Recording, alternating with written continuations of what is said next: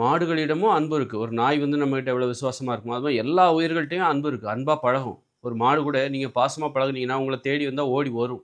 ஒரு மாடும் சரி, ஒரு ஆடும் சரி, நம்ம அதுகிட்ட பழகுறது கிடையாது. ஒரு நாய்கிட்ட பழகுற மாரி அதுகிட்ட பழகுறது கிடையாது. அதனால தான் வந்து ஒரு மாடுகளிடம் இருக்கிற அன்பு எதற்காக மாடுகளிடம் பழகுறது இல்ல அப்டின்னா, மாட்டுக்கறி சாப்பிட முடியாம போயிடும்ல. ஒரு மாட்டுக்கிட்ட நீங்க கொஞ்சுறீங்க அப்டின்னா, மாட்டுக்கறி சாப்பிடுறதுக்கு உங்களுக்கு மனசு வராது. ஒரு மாடு உங்கள தேடி ஓடி வருது அப்படின்னு வச்சுக்கோங்க. நீங்க ஒரு மாட்டுக்கிட்ட பாசமா இருந்தீங்கன்னா, கண்டிப்பா உங்கள தேடி ஓடி வரும். அதுக்கு நீங்க இப்ப நாய வந்து என்ன பண்றீங்க? அதுக்கு தடவி குடுக்குறீங்க. அதுக்கு வந்து குளிப்பாட்டி விடுறீங்க. மாட்டையும் குளிப்பாட்டி விடுவாங்க.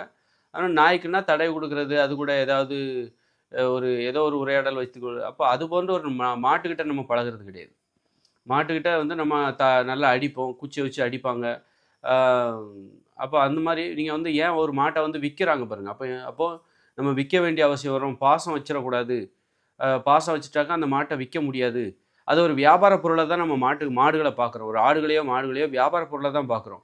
அதே நேரத்தில அதுகிட்ட பாசம் வச்சுட்டாக்கா, அத வந்து ஒரு இறைச்சிக்காக கொல்ல முடியாது. பலி குடுக்க வேண்டியிருக்கும். ஒரு ஆட்ட வந்து பலி குடுக்க வேண்டியிருக்கும். அதுபோல ஒரு மாட்ட வந்து கொல்ல வேண்டியிருக்கும், விக்க வேண்டியிருக்கும். அதோட இறைச்சிய சாப்பிட வேண்டியிருக்கும். அப்படி இருக்கும்போது நம்ம அதுகிட்ட கொஞ்சக்கூடாது, பழகக்கூடாது, பாசம் காட்டக்கூடாது. பாசம் காட்டுனா நம்ம மாட்டுக்கறி சாப்பிட முடியாமலே போயிடும். ஆட்டுக்கறி சாப்பிடுறதுக்கான அந்த ஆர்வமே இல்லாம போயிரும்.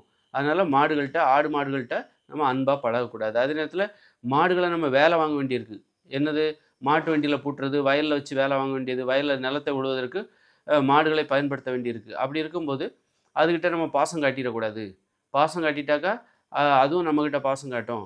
அப்படி இருக்கும்போது அவங்கள நம்ம வேலை வாங்க முடியாது. ஏன்னா, ஒரு நிலத்த உழுவுறதுக்கு மாட்டு வண்டி ஓட்டுறதுக்கு தார் கம்ப வச்சு குத்தணும். சாட்டையால அடிக்கணும். அப்ப நீங்க பழகுனீங்கன்னா, அதோட அதுல அப்படி வேலை வாங்க முடியாது. அதுகிட்ட வேலை வாங்க முடியாது. எப்படின்னா, நீங்க ஒரு தொழிற்சாலையில வேலை பார்க்குறீங்க. உங்க அலுவலர்கள்ட்ட நீங்க அன்பா பழகுனீங்கன்னா, அவங்கள வேலை வாங்க முடியாது.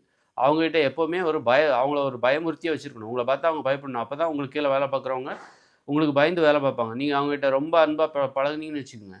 அவங்க அதுவே வந்து ஒரு அட்வான்டேஜ் எடுத்துக்கிட்டு அவங்க சரியா வேலை பார்க்க மாட்டாங்க. அதுபோல தான் ஒரு ஆடு மாடுகளிடம் நாம் ஏன் அன்பாக நடந்து கொள்வதில்லை? ஏன் அப்டின்னா, அதுக்கு காரணம் என்னன்னா, அன்பா நடந்துக்கிட்டா அத வேல வாங்க முடியாது. அன்பா நடந்துக்கிட்டானாக்கா, பாசமா நடந்துக்கிட்டா அத விக்க முடியாது. அன்பாவோ, பாசமா நடந்துக்கிட்டா ஒரு ஆடுகள பலி குடுக்க முடியாது. அன்பாவோ, பாசமா நடந்துக்கிட்டா, அத வந்து நம்ம வந்து அந்த மாமிசத்த சாப்பிட முடியாது. இவ்வளோ இதுக்காக அன்பு, பாசத்த மனுஷங்க அடக்கி வச்சுக்கிறாங்க.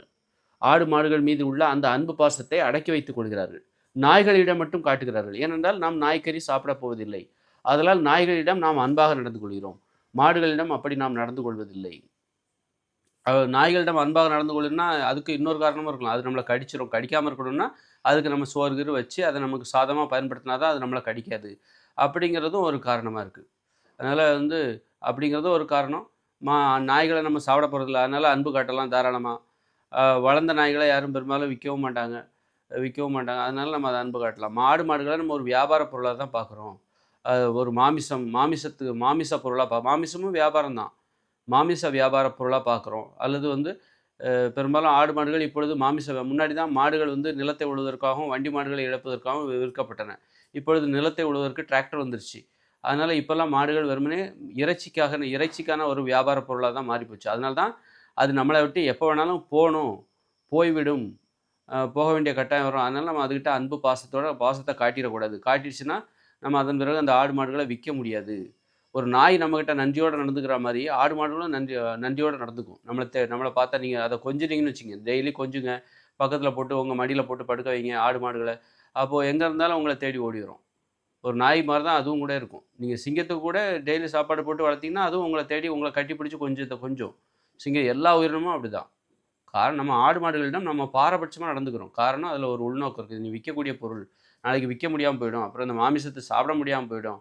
இறைச்சி சாப்பிடுவதற்கான வாய்ப்பு இல்லாம போயிரும். அதனால அதுகிட்ட பாசம் காட்டாத, பழகாத. அத எப்பவுமே வெறுக்கிற மாரியே நடந்துக்கோ. அத எப்பவுமே அடிக்கணும், துன்புறுத்தணும், குச்சியால குத்தணும். அப்ப அந்த மாடுகளுக்கு நம்ம மேல பாசமும் இருக்கு. அதே நேரத்தில காட்டவும் முடியல. ஏன்னா பாசம் நம்ம மேல நம்ம அடிச்சாலும் கூட நம்மகிட்ட அது வந்து முட்டாது. இன்னொரு இன்னொரு அந்நியர்களை பார்த்தா அந்த ஒரு ஆடு, மாடு வந்து முட்டலாம். ஒரு மாடு வந்து அந்நியர்கள பார்த்தா முட்டும்.